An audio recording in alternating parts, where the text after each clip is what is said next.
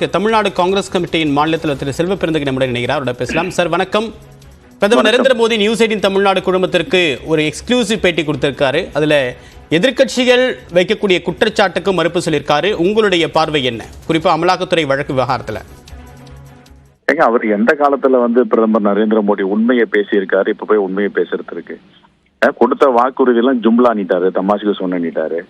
அப்ப இப்ப பேசுறதுலாம் அவர் உண்மையா எடுத்துக்கலாமா? அதை ஏதாவது ஒண்ணு சொல்லுங்க பாப்போம். நான் இதை சொன்னேன், இதை செஞ்சிருக்கேன். ஒரு ரோட்ல போறவங்க ஒரு வார்த்தை சொல்லிட்டு போனா கூட சொல்லுன்னு சொல்றாங்க, வாக்குன்றாங்க. ஒரு சொல் சொன்னா அந்த சொல்லுக்கு அர்த்தம் இருக்கணும், நேர்மை இருக்கணும். வாக்கு கொடுத்துட்டேன், அதை நிறைவேற்றணும்ன்றாங்க. இது தேர்தல் வாக்குறுதி இவர் கொடுத்தது, மக்களுக்கான வாக்குறுதி. கொடுத்த வாக்குறுதியை என்ன செஞ்சிருக்காரு? கடைசியில என்ன சொன்னாரு? எல்லாம் ஜும்லா தமாஷ்க்கு சொல்லிட்டு போனோன்றாரு. இப்போ எந்த வழக்கையும் நாங்க திரும்ப பெறலன்றாரு அஜித் பவர். யார் அஜித் பவர்? எங்க கூட்டணி கட்சியில என்சிபியில இருக்கிற தலைவர் சரத்பவருடைய அண்ணன் மகன்.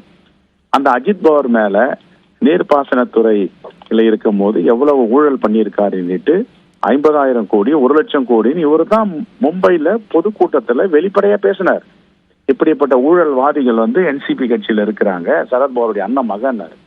தெலுங்கு தேசத்துல இருந்த ரமேஷ் சௌத்ரி போன்ற மாநிலங்கள உறுப்பினர்லாம் அமலாக்கத்துறை சிபிஐ எல்லாம் ரைடு பண்ணாங்க. ரைடு பண்ணி அங்க இருக்கிற தங்கங்கள், பவளங்கள், முத்துக்கள், வைடூரியங்கள், சொத்து உடைய பத்திரங்கள்லாம் எடுத்து சார்ஜ் ஷீட்டே பண்ணாங்க. அவங்க பாஜக சேர்ந்த உடனே கங்கையில குளிச்சு புனிதவனாயிட்டு வழக்குகள்லாம் கைவிடப்பட்டது. அஜித் பவருடைய வழக்கு என்ன நிலைமை? கைவிடப்பட்டது. சரி, அது மாதிரி சுவந்த் அதிகாரி சாரதா சிட் ஃபண்ட்ல நேரடியா இன்வால்வ் ஆனவர், மேற்கு வங்கத்தை சார்ந்தவர். பாஜக சேர்ந்த உடனே அவர் புனிதமா ஆயிட்டு கங்கையில குளிச்சுட்டு வாஷிங் மிஷின்ல கிளீன் ஆயிட்டு வந்துட்டாரு. அவருடைய வழக்குகள் திரும்ப பெற்றன. இது மாதிரி நிறைய ஏராளமா சொல்லலாம். இதுக்கும் பிரதமருக்கு சம்பந்தம் இல்லையா? சரி, இதை கூட விடுங்க. அமலாக்கத்துறை செஞ்சாங்க, கை விட்டுட்டாங்க. இப்போ அமலாக்கத்துறையும் சிபிஐயும் இன்கம் டாக்ஸும் எங்கெங்க ரைட் பண்ணாங்களோ அந்த ரைட் பண்ண இடத்தெல்லாம் இருந்து காலையில ரைட் பண்றாங்க, மாலை இல்ல மறுநாள் பணம் போத எலக்ட்ரோல் பாண்ட் டொனேஷன்ல எப்படி போச்சு, தேர்தல் நன்கொடை பத்திரம், இதெல்லாம் உண்மைக்கு புறம்பா பேசுறாருங்க. இந்த நாட்டை சின்ன பின்னமாக்கணும், இந்த நாட்டை கேள்விக்குறியாக்கணும், பிளவை ஏற்படுத்தணும். இதுதான் பிரதமருடைய வேலை.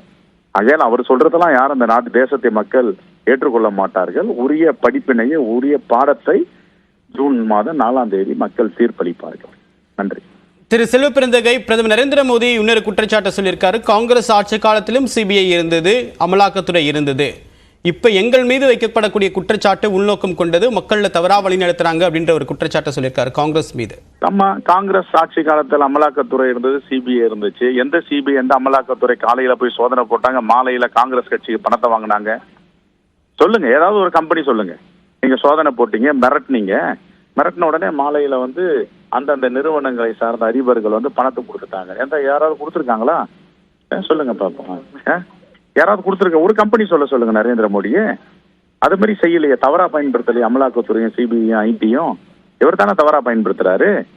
அப்ப இருந்த பேரு நாங்க வழக்கு போட்டது, எந்த வழக்கு எங்க கட்சியில சேர்ந்த பேர் கைவிட்டு இருக்கோம்? ஏதாவது ஒரு வழக்கு சொல்லுங்க. இதெல்லாம் உண்மைக்கு புறம்பா கோயபல்ஸ் மாதிரி பொய் சொல்லிட்டு சுத்திட்டு இருக்காருங்க. அவருக்கெல்லாம் பதிலே சொல்ல முடியாது. சரி, உங்க கருத்துக்களை பயந்துட்டீங்க. உங்க தகவலுக்கு நன்றி திரு செல்வ பெருந்தகை.